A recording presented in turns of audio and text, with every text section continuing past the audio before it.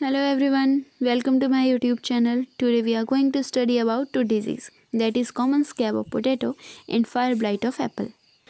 तो first of all common scab of potato, इसमें हम देखेंगे introduction, causative agent, life cycle, symptoms, mode of spread and control.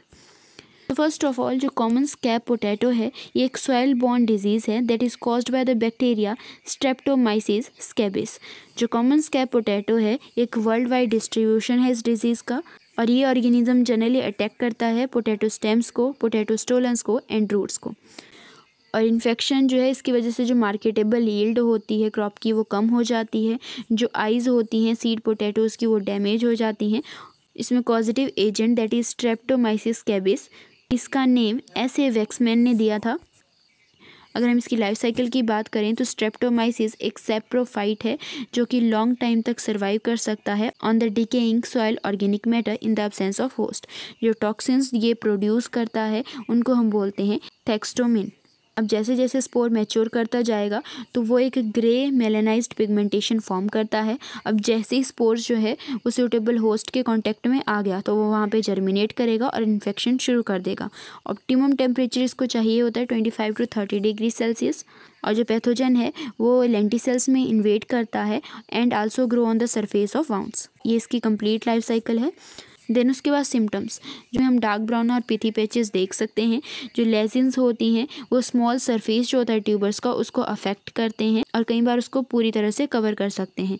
कई बार जो रिज्ड पोर्शन होता है वो टूट जाता है इन द कॉन्सेंट्रिक रिंग्स, और जो अफेक्टेड ट्यूबर होता है उसमें शैलो या डीप स्कैब्स हम देख सकते हैं, जैसे कि यहाँ पे आपको पिक्चर में दिखाया गया है। देन मोड ऑफ स्प्रेड आ गया कि सॉइल बॉर्न हो सकता है। ये डिजीज़ जो है सीड ट्यूबर्स के ज़रिए भी स्प्रेड हो सकती है, विंड के ज़रिए, वाटर के ज़रिए या डाइजेस्टिव ट्रैक ऑफ एनिमल्स के ज़रिए भी स्प्रेड हो सकती है। देन इसको हम कंट्रोल कैसे कर सकते हैं? हम क्या कर सकते हैं, सॉइल की पीएच को कम कर सकते हैं by adding the elemental sulphur. जो सॉइल होती है उसको हम डैम्प कर सकते हैं for 2 to 6 weeks. Crop rotation कर सकते हैं विद लीग्यूम्स, सीड ट्रीटमेंट कर सकते हैं विद मैंकोजेब एंड जिप्सम को भी अप्लाई कर सकते हैं to planting. Second is fire blight. इसमें जो कॉजेटिव एजेंट है that is bacterium Erwinia amylovora. ये एक सीरियस बैक्टीरियल डिजीज़ है ऑफ फ्रूट ट्रीज एंड ये जनरली डैमेज कॉज करती है, इकोनॉमिक लॉस करती है in the apples and also related plants like pear, crab, apple. Then जो फायर ब्लाइट है ये जनरली डिफरेंट पार्ट्स को अटैक करती है। जो डिजीज़ है इसके वेरियस नेम है on the depending of the part of tree that is infected. For example हम इसको ब्लूजम ब्लाइट सिम्टम भी बोल सकते हैं, शूट ब्लाइट सिम्टम भी बोल सकते हैं, और it is also known as canker on infected branch, fruit blight symptom और root stock blight symptom. Then blossom blight यानी फायर ब्लाइट इन्फेक्शन जो कि फ्लावर ब्लूजम्स को इन्फेक्ट करता है। जो ब्लूजम ब्लाइट है ये एक फर्स्ट सिम्टम है जो कि शॉर्टली दिखाई देता है हमें आफ्टर द ब्लूम, एंड इसमें क्या होता है कि जो ब्लूम्स होते हैं उनकी जनरली डिस्कलरेशन हो जाती है progressing from the dark green to brown और ब्लैक। शूट ब्लाइट में क्या होगा, पेटल्स होती हैं वो कुछ हफ्तों में गिर जाती हैं, जैसे कि आपको यहाँ पे दिखाया हुआ है।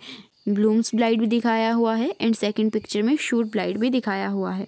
देन जो यंग सकुलेंट टिश्यूज़ होते हैं वो जनरली ब्राउन या ब्लैक कलर के हो जाते हैं, और जो शूट टिप होती है वो कर्लिंग शो करती है जिसको हम शेफर्ड क्रूक भी बोलते हैं। वार्म एंड ह्यूमिड कंडीशंस में जो फायर ब्लाइट बैक्टीरिया होता है वो मल्टीप्लाई कर जाता है और कुछ ड्रॉपलेट्स होती हैं मिल्की कलर की वो हमें दिखाई देती हैं। जो ब्लाइटेड शूट होते हैं उनके पास से हमें जो है कुछ स्टिकी बैक्टीरियल ooze भी दिखाई देते हैं, जैसे कि यहाँ पे पिक्चर में दिखाया गया है। कैंकर ब्लाइट जो इन्फेक्शंस हैं ये जनरली स्प्रेड होता है from blooms to supporting spurs and branching, जिसकी वजह से स्टेम लेशंस या कैंकर्स हो जाते हैं, और ये generally dark brown to purple colour के दिखाई देते हैं, जैसे कि यहाँ पे पिक्चर में भी दिखाया हुआ है रूट स्टॉक में और फ्रूट ब्लाइट में। Then disease cycle and mode of spread, तो ये सबसे पहले अपीयर होती है स्प्रिंग में जब टेम्परेचर जो है अबव 65 डिग्री सेल्सियस होता है। जो फायर ब्लाइट बैक्टीरिया होता है ये ओवर विंटर करता है as a canker in living tissue on the trunk और मेन ब्रांच। जैसे जैसे टेम्परेचर बढ़ता जाएगा तो जो पैथोजन है वो ज़्यादा एक्टिव होता जाता है in the margins of hold over cankers. जो फ्री बैक्टीरियल सेल्स होते हैं वो वहाँ से रिलीज हो जाते हैं ऑन द ब्रांचिंग सरफेस, कई बार वो ooze की फॉर्म में दिखाई देते हैं, जैसे कि यहाँ पिक्चर में भी दिखाया हुआ है। जो इंसेक्ट्स होते हैं वो उस ऊज़ की तरफ बहुत ही ज़्यादा अट्रैक्ट होते हैं और जो रेन डिसेमिनेशन होती है बैक्टीरिया की from the canker to flower. तो जैसे कि यहाँ पे कंप्लीट साइकिल दिखाई हुई है कि सबसे पहले हमारे पास क्या था, एक्टिव कैंकर था जिसमें बैक्टीरियल ऊजेस हो रही थी।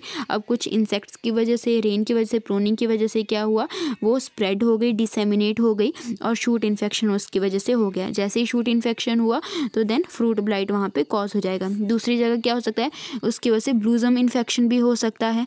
ठीक है, अब इसके बाद क्या हुआ, वो ब्लूजम फॉर्म होगा बाय द पॉलिनेशन और वहाँ पे भी वो फायर ब्लाइट डिजीज़ कॉज कर देगा। देन कंट्रोल, जो इन्फेक्टेड पार्ट्स होते हैं उनको प्रॉपर्ली हम रिमूव कर दें, उनकी डिस्ट्रक्शन कर सकते हैं। ठीक है, स्ट्रेप्टोमाइसिन की स्प्रे हम कर सकते हैं ब्लूम्स के ऊपर। देन जो फायर ब्लाइट कैंकर होता है उसको प्रॉपर्ली कट कर दें या रिमूव कर दें, या कॉपर बेस्ड पेस्टिसाइड्स का भी हम यूज़ कर सकते हैं। So that's all about these 2 disease. Thank you.